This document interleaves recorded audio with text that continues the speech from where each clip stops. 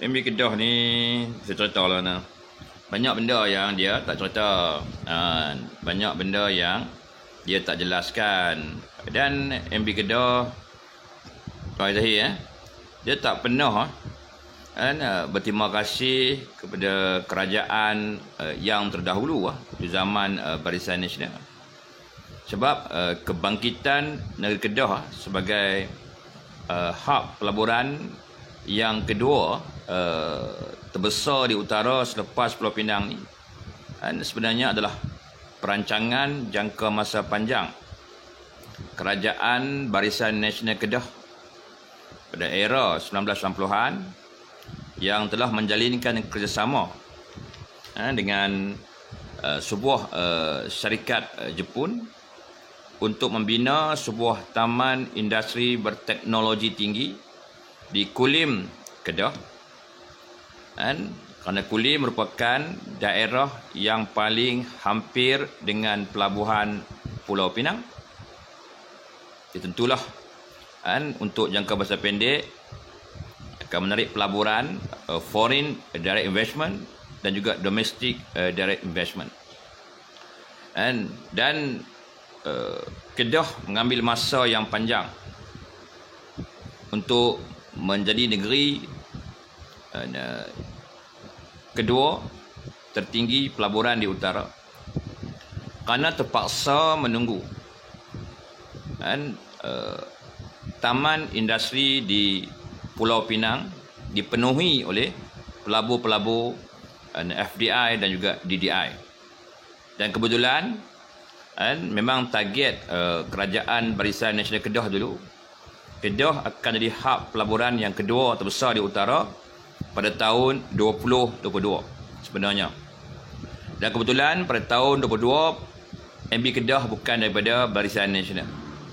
Jadi segala laba usaha yang panjang yang dibuat oleh kerajaan Barisan Negeri Kedah bersama kerajaan Barisan Nasional Pusat dapat kepada MB Muhammad Sanusi.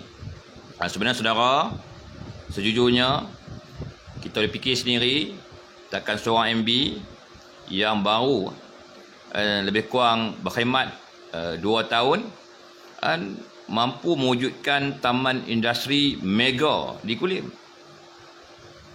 Mana dia ambil alih itu memang dah wujud taman industri itu dan memang plan unit perancang ekonomi zaman Barisan Nasional pada tahun 2022 Kedah menjadi hub pelaburan tempatan dan asing yang kedua terbesar di utara kerana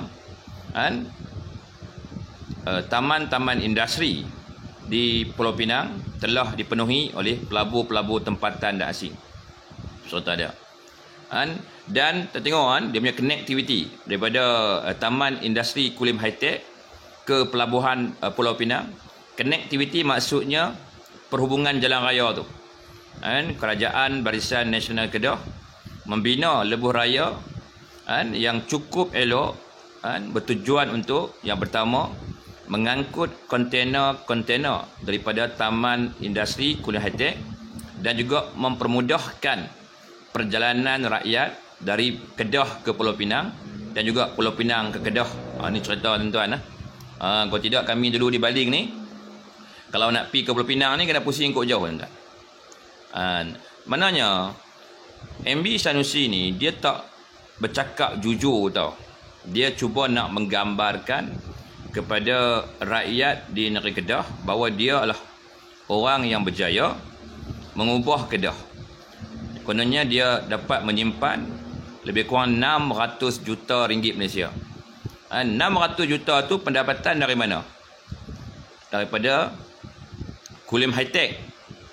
Paling banyak di Kulim High Tech. Sepatutnya perkara tu dinikmati oleh kerajaan Barisan Nasional Kedah. Tapi nak buat macam mana? Atau fitnah yang cukup hebat di Pilihan Raya ke-14 menyebabkan kerajaan UMNO Kedah jatuh dan diambil alih oleh kerajaan PIHIS.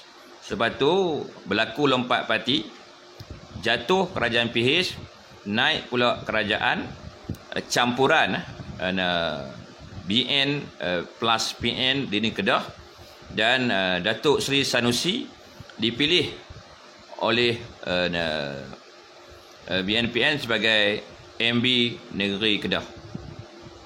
Dan tuan tengok sendiri, MB Sanusi ni cuba mengenepikan segala jasa dan budi Barisan Nasional Kedah dari zaman dulu lagi, dan langsung dan menggambarkan dialah yang melakukan segala-galanya. Nampak tak? Lembu punya susu, sapi dapat nama. Tujuan saya cerita ni supaya masyarakat, pengundi di negeri Kedah, rakyat di Kedah nampak kebenaran yang sebenar, dan lihatlah perancangan Barisan Nasional sebelum ni membuahkan hasil seperti yang ditargetkan, yang menjadi objektif. Cumalah takdir nak buat macam mana BN kalah pilihan raya ke-14.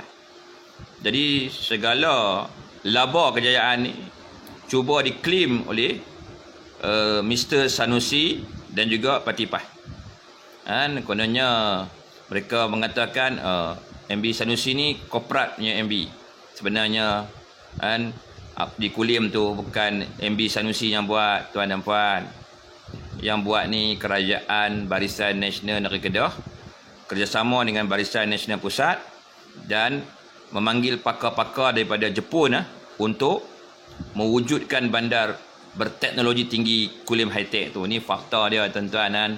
Janganlah kita ni tertipu lagi dengan segentir pemimpin yang tidak jujur menceritakan perkara yang sebenar. Mungkin dia boleh tipulah orang-orang dia sendiri, tapi saya di sini di Perak ni membuat sedikit kajian berkenaan kemasukan pelaburan ke Kedah akhir-akhir ini, dan saya dapati sebenarnya inilah perancangan jangka masa panjang Kerajaan Negeri Barisan Nasional dulu. Itu cerita tuan, maknanya Barisan Nasional tidak pernahlah meminggirkan kemajuan negeri Kedah. Dan Barisan Nasional Kedah dulu ni mencari jalan yang terbaik untuk menarik pelaburan tempatan dan asing masuk di Kedah. Dan kita akui geografi lokasi negeri Kedah tu menyebabkan lambat untuk dibangunkan sebagai negeri hub industri, sebab kita tak ada pelabuhan.